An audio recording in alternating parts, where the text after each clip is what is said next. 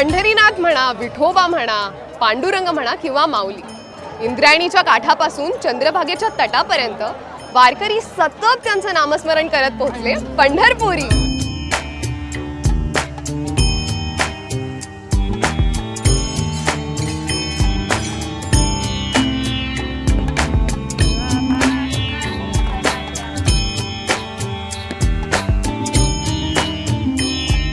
ये 21 दिन की यात्रा महाराष्ट्र में बार बार हर साल यानी मराठी में बारंबार की जाती है, इसीलिए इसका नाम है वारी. वैसे हमारी वारी की शुरुआत तो हुई थी आळंदी और देहू में, पर आज हम आ गए हैं वाखरी. पंढरपुर पहुंचने से पहले पालकी का आखिरी स्टॉप, और ये एक बहुत ही महत्वपूर्ण स्पॉट है.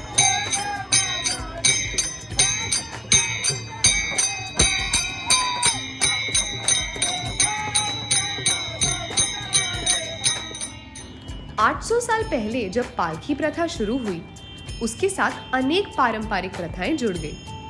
इनमें से एक प्रथा आध्यात्मिक या धार्मिक न होकर मराठाओं के इतिहास से जुड़ी हुई है. वारी की शुरुआत से ही भगवान की सेवा और धर्म रक्षा हेतु मराठा सरदार अपने सैन्य बल के साथ इस वारी का हिस्सा रहते थे. रिंगण ये उनकी एक परंपरा थी. समय के साथ मराठा साम्राज्य भारत गणराज्य में शामिल हो गया और मराठा सरदार यात्रा का हिस्सा नहीं रहे, पर रिंगण की प्रथा को वारकरी संप्रदाय ने आगे बढ़ाया. रिंगण दो तरह के होते हैं. एक होता है उभा रिंगण यानी स्टैंडिंग रिंगण, और दूसरा होता है गोल रिंगण यानी सर्कुलर शेप में जब सब परफॉर्मर्स आते हैं और फिर परफॉर्म करते हैं, उसे कहते हैं गोल रिंगण.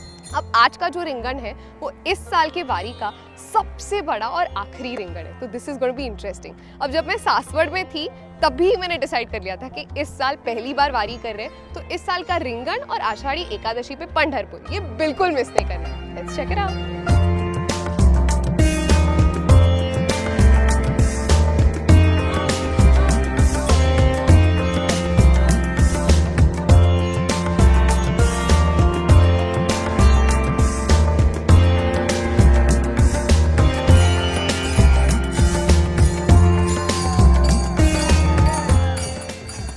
रिंगण का मतलब है सर्कल.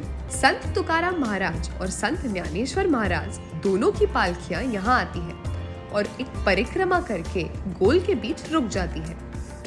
फिर दो अश्व इन पालकियों की 3-4 बार परिक्रमा करते हैं. एक अश्व पर घुड़सवार होता है तो दूसरे पर एक गद्दी, जिस पर मानते हैं कि संत खुद विराजमान हो. फिर वारकरी पालकियों की चारों ओर एक घेरे में टाल, चिपड़ी, पताका, तुलसी वृंदावन के साथ परफॉर्म करते हैं.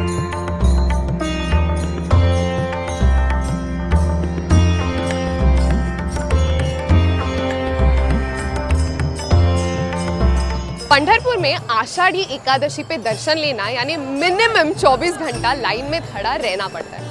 बट अगर आपको वैष्णववाद के इसेंस का अनुभव लेना है तो no better place than this to be on Ashadhi Ekadashi.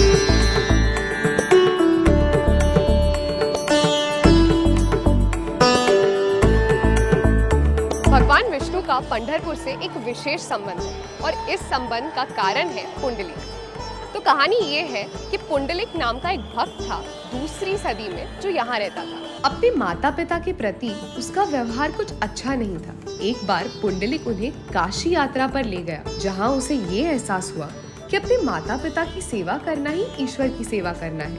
बस उसके बाद पुंडलिक ने अपना जीवन अपने माता पिता की सेवा में समर्पित कर दिया. एक दिन भगवान विष्णु उससे प्रसन्न होकर उससे मिलने आ गए. दरवाजे के बाहर से नारायण ने उसे जोर से आवाज लगाई, पर उस समय पुंडलिक के माता पिता उसकी गोद में सो रहे थे. तो पुंडलिक ने एक ईंट बाहर फेंकते हुए कहा, हे प्रभु, जैसे ही ये उठते हैं मैं आपके दर्शन करने आ जाऊंगा, पर तब तक के लिए आप इस ईंट पर खड़े हो जाइए. बाद में जब पुंडलिक उनके दर्शन करने गया तो खुश होकर भगवान विष्णु ने उसे एक वरदान दे दिया. तो पुंडलिक ने कहा कि मैं चाहता हूँ कि आप सदैव इसी रूप में यहाँ वास करें. और उस दिन के बाद से विठ्ठल हमेशा के लिए पंढरपुर बस गए. और जैसे अभंगों में कहते ही है, चंद्रभागेच्या तीरी उभा मंदिरी तो पहावी टेंबू.